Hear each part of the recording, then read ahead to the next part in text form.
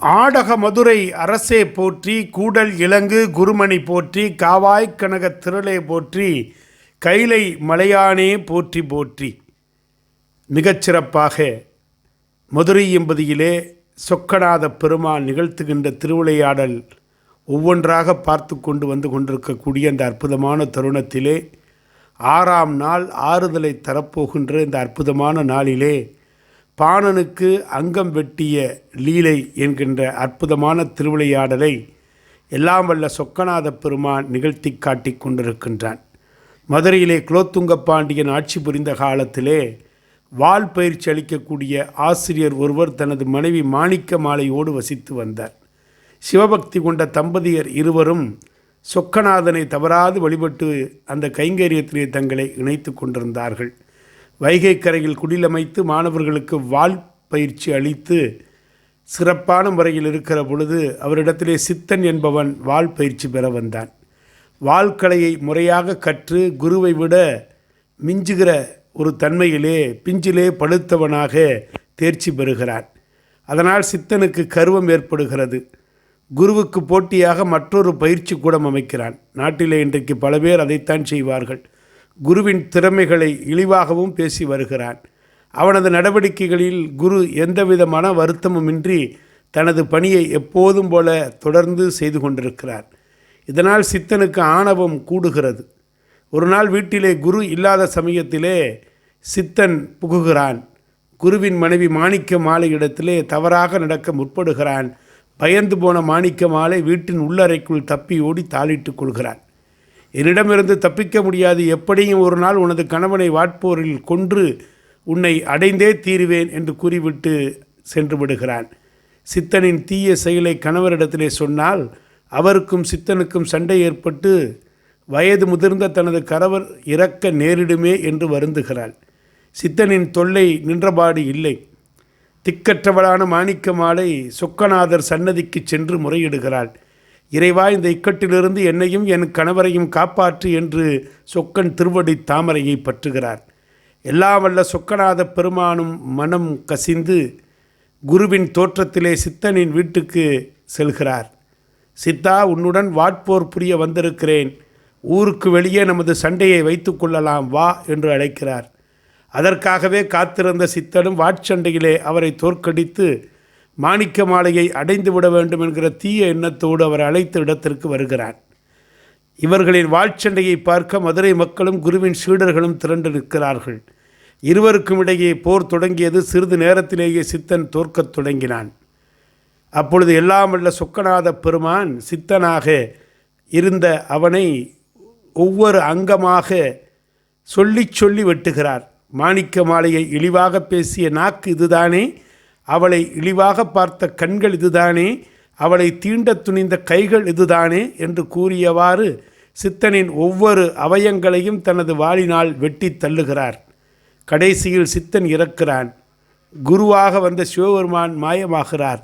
இதை பார்த்து கொண்டிருந்த குருவின் சீடர்கள் அவரது இல்லத்திற்கு ஓடி வந்தார்கள். மாணிக்க மாலை மட்டும் இருந்தால் குரு எங்கே, குரு எங்கே, குரு எங்கே என்று கேட்டார்கள். சொக்கநாதரை வழிபட கோயிலுக்கு சென்றிருப்பதாக கூறுகிறாள் குருவின் மனைவி.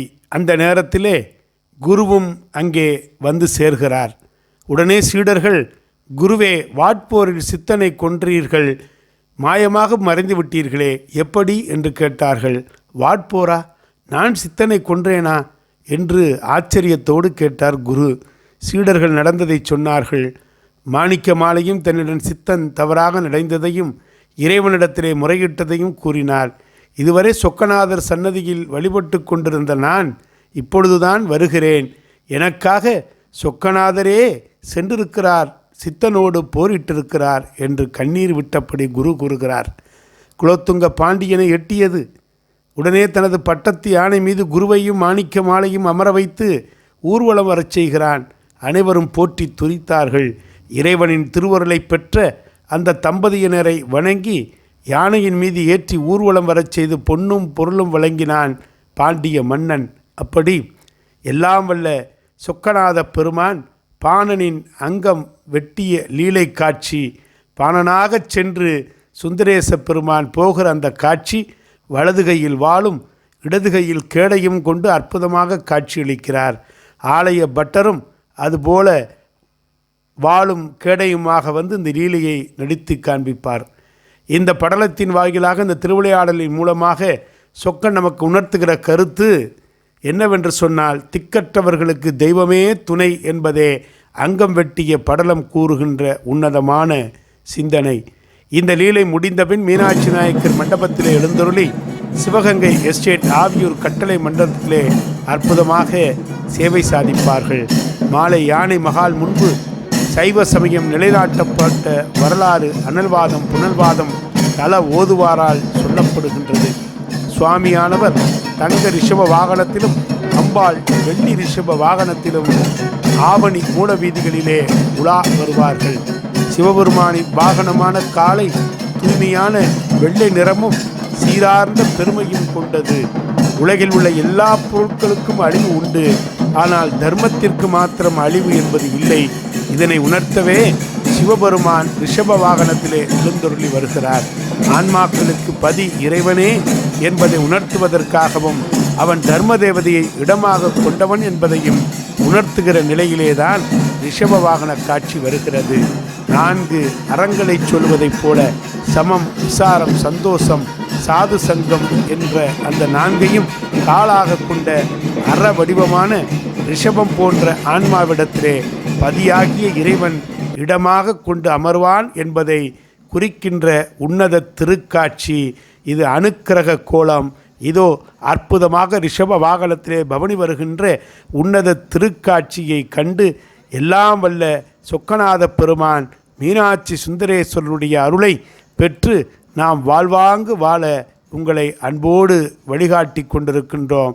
முத்திரை பதிக்கின்ற சித்திரை திருவிழாவிற்கு இணையாக இந்த ஆவணி திருவிழா வெகு சிறப்பாக வெகு நேர்த்தியாக மதுரை எம்பதியிலே திகழ்ந்து கொண்டிருக்கிற உன்னதமான திருக்காட்சி.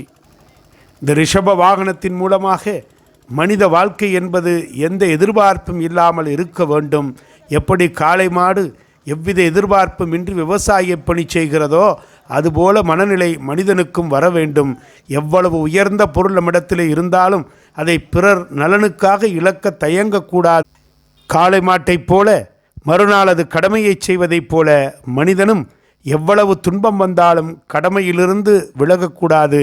இதை உலகத்திற்கு அறிவிக்கவே காளை மாட்டை தனது வாகனமாக வைத்து அற்புதமாக சொக்கநாத பெருமான் பவனி வந்து கொண்டிருக்கிறார். பிரியாவிடை சமேதராக பின்னால் அன்னை மீனாட்சி வெள்ளி ரிஷப வாகனத்திலே அற்புதமாக பவனி வருகிறார். தென்னாடுடைய சிவனை போற்றி, எந்நாட்டவருக்கும் இறைவா போற்றி.